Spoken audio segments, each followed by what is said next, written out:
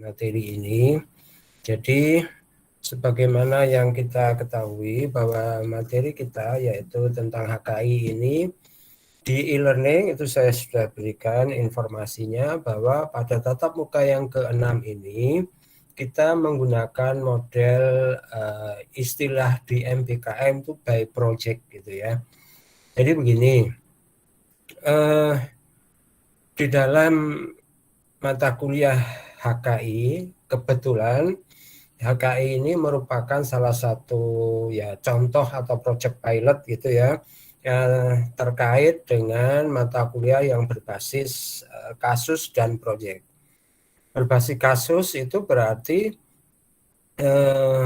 mahasiswa itu diberikan ya 1-2 kasus, nanti akan dibahas minggu lalu atau kapan itu sudah saya minta untuk membuat kelompok. Nah, kalau di sini belum, monggo silahkan nanti bikin kelompok karena itu nanti akan ada penugasan-penugasan. Ya, saya berikan kasus, nanti Anda bahas, nanti Anda berikan solusinya seperti apa. Ya, kemudian kalau by project itu yang membuat kasusnya katakanlah yang membuat contoh kasusnya itu Anda sendiri. Ya. Nah, Anda nanti membuat satu semacam proyek tetapi ya proyek kecil-kecilan gitu ya, artinya latihan ya by project gitulah ya. Jadi Anda itu nanti saya berikan silakan Anda meneliti satu hal ya. Satu hal itu apa, nanti saya berikan temanya. Nah, di situ nanti saudara mencari data, kemudian pada tatap muka selanjutnya atau kapan nanti saya tentukan itu adalah presentasi. Nah, sesuai dengan jadwal bahwa jadi di dalam tatap muka ke-6 itu ada semacam latihan lah begitu ya, yaitu pembelajaran by project, by proyek ya, di mana sub CPMK-nya capaian pembelajaran mata kuliah saudara adalah bahwa mahasiswa atau Anda itu mampu untuk meneliti adanya potensi yang terkait dengan indikasi geografis. Nanti saya jelaskan apa itu indikasi geografis. Ya, jadi indikator capaiannya artinya saudara nanti diharapkan itu bisa mendapatkan data atau minimal informasi lah begitu yang terkait dengan peluang IG. Nah, jadi kita akan mempelajari tatap muka ke-6 ini. Saya berikan informasinya dulu ya, saya berikan informasinya dulu tentang apa itu IG, kemudian nanti di tatap muka ke-14 setelah UTS ya. Setelah UTS di tatap muka yang ke-14 ya saudara presentasi ya, saudara presentasi terkait dengan hasil temuan-temuan itu. Nah, makanya Anda penting perlu untuk membentuk kelompok ya. Di dalam tatap muka ke-14 ini kan tatap muka 6 ya. Berarti masih ada 7, 8, 9, 10, 11, 12, 13, 14. Masih ada 8 minggu lagi. Ya, 8 minggu lagi itu presentasi tentang hasil hasil dari temuan saudara. Nah, sekarang saya akan mempresentasikan apa itu IG dan terkait dengan tugas saudara itu. Nah, pengertian indikasi geografis. Jadi ini masuk ke dalam merek ya.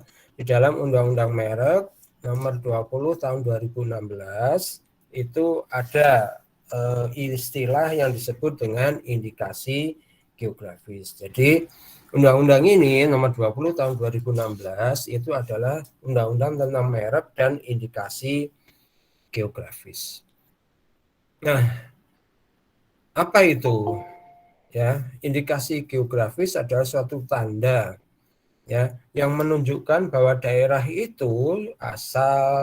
asal itu karena faktor alam, karena lingkungan geografis tertentu, ya. Bisa juga karena faktor manusianya yang khusus, kombinasi atau keduanya, itu yang mempunyai hal-hal yang sifatnya spesifik gitu, ya. Dan hal yang spesifik itu bisa memberikan reputasi kualitas tertentu pada barang atau produk yang dihasilkan. Ini pengertian dari undang-undang. Logikanya begini. Jadi indikasi geografis itu suatu indikasi itu gejala atau tanda gitu ya. Tanda yang diambil dari geografis tertentu dari wilayah itu. Jadi wilayah itu ada ciri khas apa? Misal ukiran. Kalau kita bicara ukiran, Anda langsung image-nya di mana? Ukiran. Yang Anda tahu ukiran itu di mana? Jepara, Pak. Jepara. Kalau Jawa Tengah, Jepara. Ada ukiran Bali gitu ya. Nah, di Indonesia ukiran Jepara, oke? Ukiran Jepara. Nah, ukiran Jepara itu khas, beda dengan ukiran yang ada di Bali. Nah, maka ukiran Jepara itu karena khasnya di suatu daerah seperti itu, maka dia disebut sebagai indikasi geografis tertentu yang khas itu. Nah, akhirnya indikasi atau hal khusus yang ada di Jepara itu yaitu berupa ukiran, itu kemudian didaftarkan ke pemerintah, ke negara. Lalu ketika setelah selesai, sudah mau prosesnya panjang, ya, maka kalau mereka mendapatkan hak, maka mereka dapat yang namanya indikasi geografis.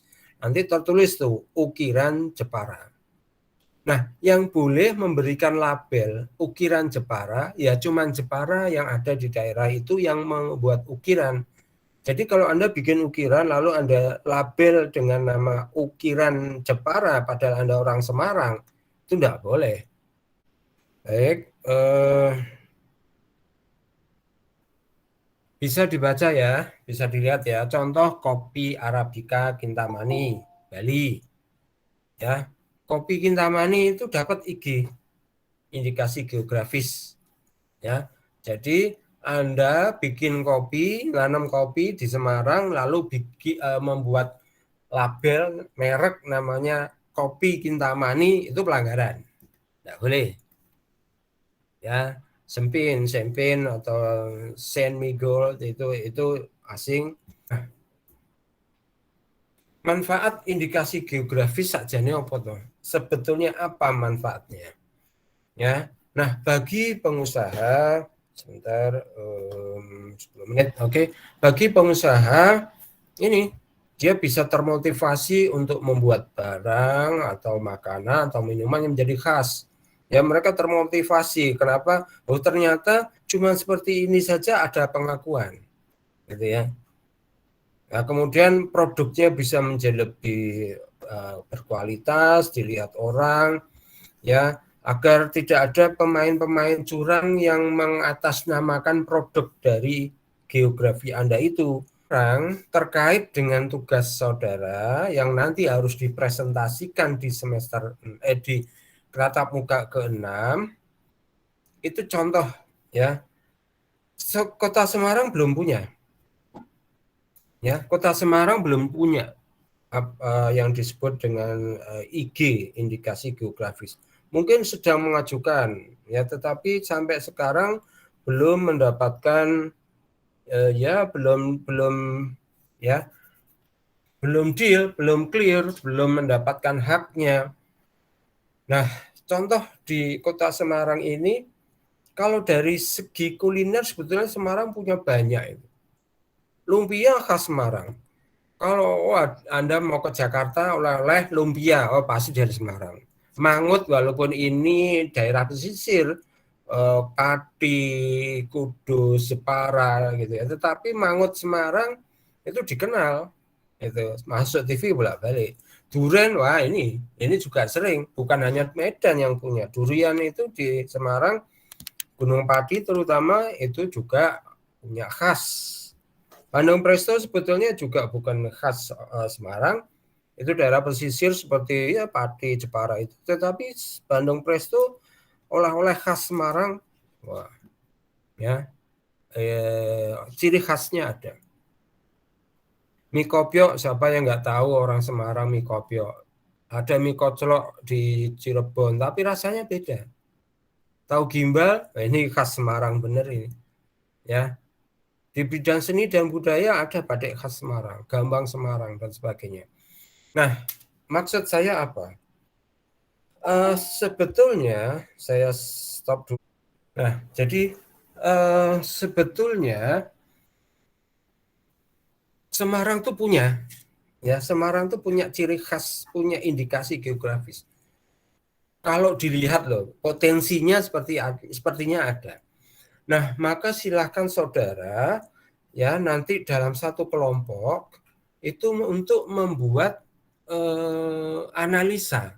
Kira-kira Semarang apa ya? Seperti tadi saya berikan contoh di kuliner kita punya ciri khas, ya bidang seni kita punya ciri khas. Mungkin Anda bisa mengkerucut pada satu, ya misalkan durian sajalah, ya atau Semarang apa? Eh, Tahu gimbal. Nah, tahu gimbal dianggap sebagai IG.